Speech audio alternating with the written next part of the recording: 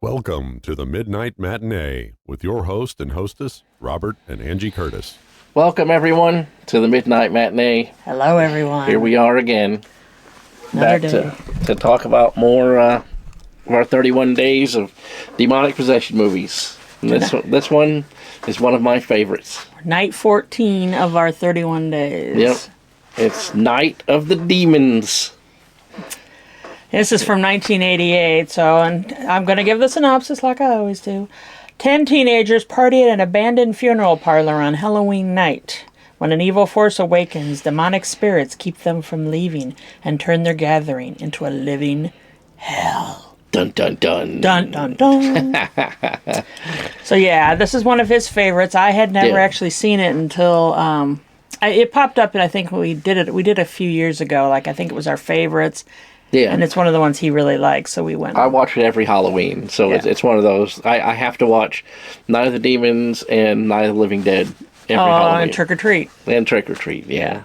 With That's more Sam. of a recent add on to it, though. But every Halloween, I have to watch these movies. It's like a thing that I do. You know, I have to do it. And this movie it's good eating. It's considered a dark comedy, but it does have Linnea Quigley. Yeah, it has Linnea Quigley. So if anybody knows about Linnea Quigley, you can't go wrong. Yeah. And if she's not naked at some point, she's going to show her boobs at some point. Yeah. So, what do you think, babe? You're the one that always knows. I thought it was a bunch of crazy hijinks, basically. Yeah. They party, they set loose a demon. Yeah, the story is that they want to have a Halloween party. The older high school kids, they want to have a Halloween party. So they decide they're going to break into the most haunted house in their community, which is the old abandoned funeral home that sits out by itself on like a 100-acre plot of land. And the story goes that Native Americans wouldn't cross over that land because it's like a confluence of streams, right? There's like a stream that goes around the whole entire property, and they had used it for sacrifices, and they would what do you call it when they ostracize? You know, when they do that? When they kick somebody out of their clan. Yeah, I'm not sure the word. So anyway, whenever the Indians wanted to get rid of somebody, they would banish them to this property. So it had a bad reputation. And then when the settlers came, they built a funeral home there, and it was never a good time, basically. So the funeral home's abandoned, and these people go there to have a party. And they started out, but then they were dancing and doing the general hijinks, and then they decided to have a seance. Yeah, they're going to do it. And nothing good ever comes from a seance. Not in a horror movie. Not in a horror movie. So they find a great big mirror, like a stand-up, like full-body mirror, and they're going to do like the... like a scrying? Like a scrying session into the mirror, and there's a seance. And basically, by doing this, they awaken the demon that lives in the crematory downstairs, and it shoots up through the floors, and then goes into what's her name, Suzanne? I think it was Suzanne. Yeah. Yep. And then and it takes a while for it to take her over, so there's all kinds of partying and crazy hijinks, crazy stuff, sex scenes, and all the stuff you expect from an '80s horror movie. There's lots of nudity, lots of violence.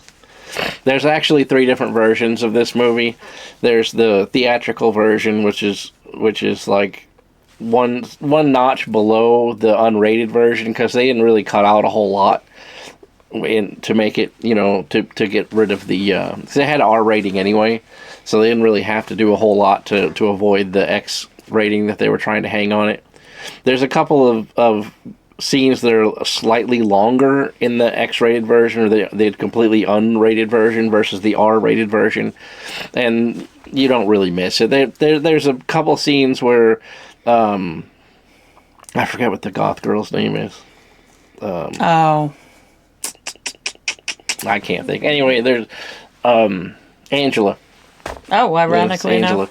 So she's floating down the hallway in a bunch of these scenes when she's possessed and she's like clawing at the air, and that plays out a lot in the X-rated version for some reason. So I don't know what the difference of that is. I guess they wanted the runtime to be shorter, so they cut like almost all of that out. There's like one scene where the heroes go down a hallway and hide around the corner, and then she goes down the hallway the opposite direction, and then that's the only one of those scenes they left in the regular theatrical cut. Yeah, as I say, I don't think I ever saw. I've only seen it a couple times. I've seen it hundreds of times. I actually used to own it on VHS. I had the unrated version on VHS.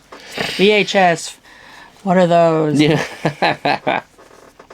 So it's a good time. I think. Well, I watch it every year, so I'm in that groove. But I don't watch it the whole rest of the year, so it has that, where it exists in that little window. It's definitely not highbrow or. No. And there's a lot. So this is definitely an '88. Yeah. Gory kind of your typical slasher film, I guess. I don't know. I guess it's not really a slasher per se, but there is that element. It's got some good punk rock in it.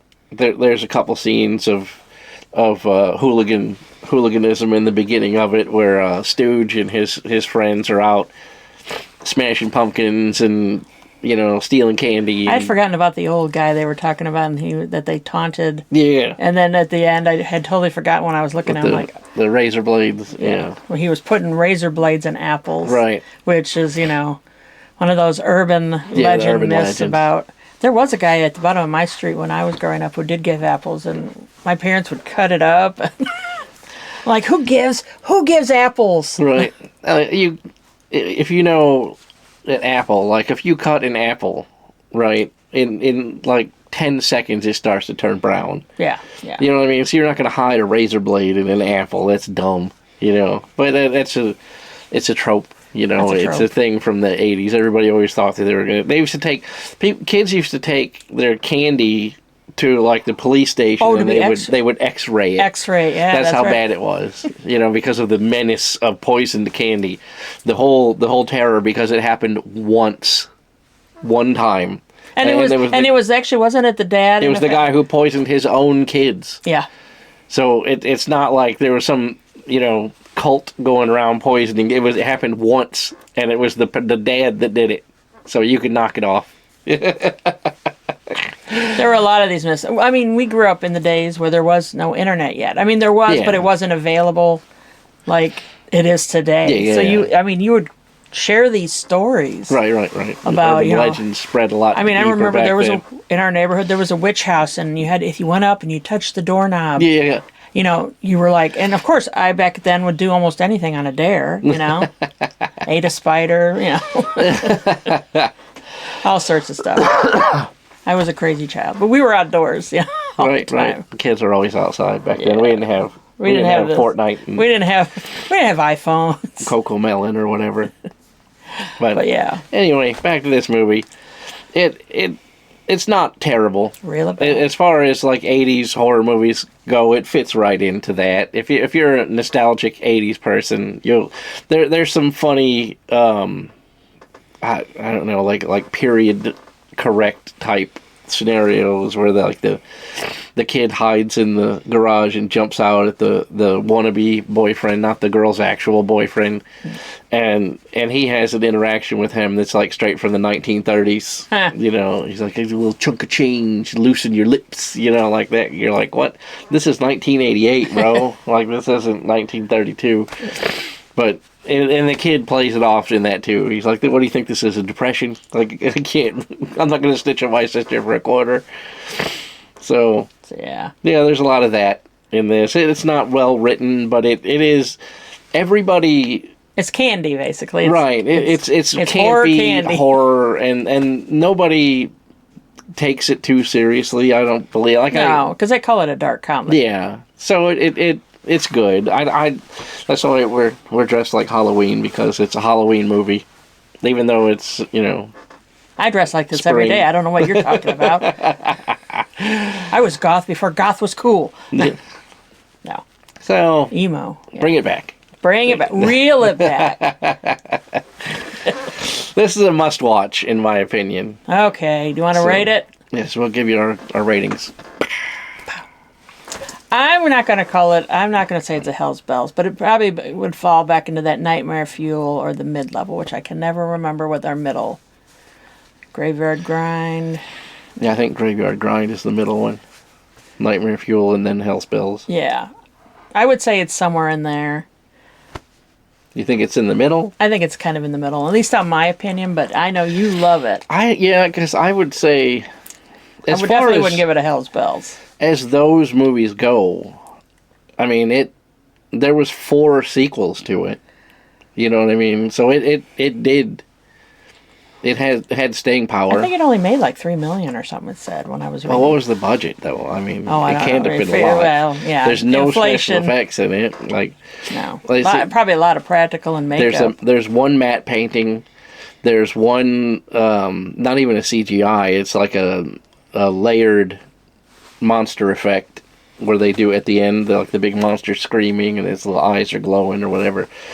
So I guess technically, I guess the eyes are CGI'd maybe, and that I don't know, but I mean I can't imagine there was an effects budget. It's a 88. There is a cool scene with Linnea Quigley with the prosthetic chest thing that I won't ruin it for you, but I imagine that costs a pretty penny to make. Yeah. And there's an effect where the girl is, towards the end, the other guy that has his arm missing and he's walking around with the severed arm prosthetic on. So, I mean, that costs some money.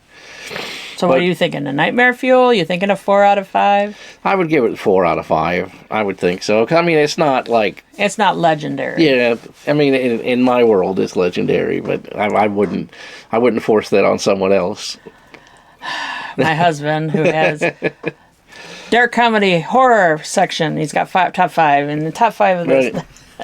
So, I mean, it's a fantastic movie, and it's one I watch every year. So I've been watching it every year since it came out. Yeah. So I mean, it's that good that I still watch it. So it's not, you know what I mean. I would recommend it. I recommend it highly to anybody who's a horror person. Yeah, a horror fan, and you want to see a campy demon movie that doesn't take itself too seriously. This is a good one. So yeah.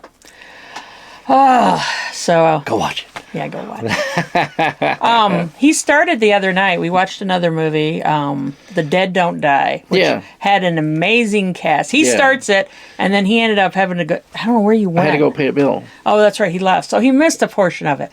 And this one has Bill Murray, Adam Driver, Rosie Perez, Carol Kane.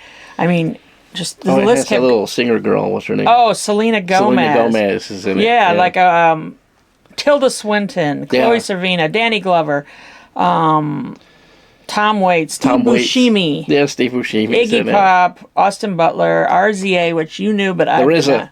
The RZA, is that what it's pronounced as? Just amazing cast. And it's a very dry film. It is definitely a dark comedy kind of thing. What was it? What channel was that on? Dead Don't Die. I can't remember. Was that on Netflix? It was on Netflix. Yeah. He pops it in. He didn't even say anything, and we just start watching it, and I'm like, this is really good. Yeah, I mean, it's definitely... the part of it, I saw the beginning and I saw the end. I missed the whole middle. Yeah.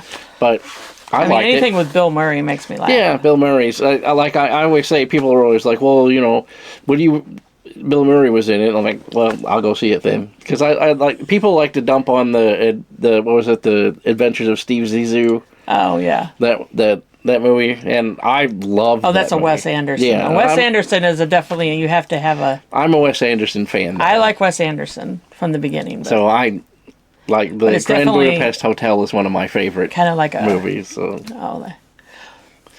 this is kind of like that. My favorite part was and there was zombies that would come back, and they basically would be drawn to what they craved in life. So one was going around going, coffee. Yeah. Or makeup. Snickers. Or that one girl was like posing for fashion. Like TikTok. She's like fashion. And she's like, how's that working out for you? Fashion. It was pretty funny. What would mine be? Ice cream. Anything with chocolate and peanut butter. Yeah. Reese's. So The Dead Don't Die. and it was good. I really like Adam Driver in a lot of these movies. Really redeems himself. For people like to dump on him for the Star Wars movies. Well, but and it's funny because he was really good in this. I don't know if you don't know Star Wars and that he was, Kylo Ren in the Star Wars. At one point, he pulled out his keychain and he had a little the Star Destroyer. Star Destroyer, yeah. Yes. And everyone's like, "Oh!" The funeral director lady looked at it and she's like, "What?" And he's like, and she's like, "It's fine," and just walks off. Yeah, I thought it was really well done and cute. Yeah. I was not expecting, it to be what it was, but it was very entertaining. I would recommend that too, and I would put that. I wouldn't call it nightmare fuel because definitely a different genre, but I mean it was definitely really well done. Yeah, for what it was. I would have given it the Hell's Bells if the ending were different. I kind of felt like they wasted the ending. It was kind of like a car stuck in the snowdrift or in the mud or something. Like at one point they were stuck in the mud. It's just spinning its tires and then finally it just like abruptly ends and you're like, I don't feel like there was a payoff for all of that. You know what I mean? Like they're building up to a crescendo, like all this extravagant things happen and then it just kind of tips over and falls and then ends. Yeah, it did kind of. You're right, though. It did kind of end abruptly, but I still think it was well done. It was a little bit tongue in cheek, I guess. Yeah, kind of a little cheeky sometimes. Some of the characters, I felt like they just did them dirty. We've been on the through this whole movie with these central cast of characters, and then when they have their death scene, it's just kind of like. They don't have what are you talking about? That's a spoiler. They just kind of go away. No, I'm just saying, like... Well, and you're right, though, that they did kind of, like... I was expecting a little bit more, and I'm just like, oh, I didn't realize that person had gotten killed. Right, right. Yeah, and then... there's like a scene where there's a bunch of zombies are coming at the building, and the guy's like, oh, hey, blah, blah, like, I didn't even know, and then we didn't know either, like his character's like, where did he get, caught? And whatever. But he missed a section of it. So. Yeah, I missed the whole middle of it. Yeah, he missed the middle. So he's like, how did that happen? I'm like, they're going around. What would Bob crave in life? Custom cars. I'd crave a big space away from people. No people. Yeah. So that's our recommendation for this week is the Dead Don't Die on Netflix. We looked at the movie schedule and then there wasn't a whole lot out or coming out that didn't seem exciting. I don't know if we're in a horror drought. I guess. What did you say that this is the month where they? Spring is not a good horror month. Like a family. Yeah, it's mostly family movies that come out in the spring and Easter. So yeah. There is a horrible movie coming out this week. Not a horror. As we creep up to June is the peak action movie time. Oh. So, like all the action movies, like Predator and Die Hard and all that, they always movies like that. They always come out in big blockbusters. Come out in June. So, excuse me, they don't want to. You wouldn't want to muddy your, low budget horror movie by putting it out with like. Terminator or, something big like that. So everybody horror movies shy away from the first couple weeks of June.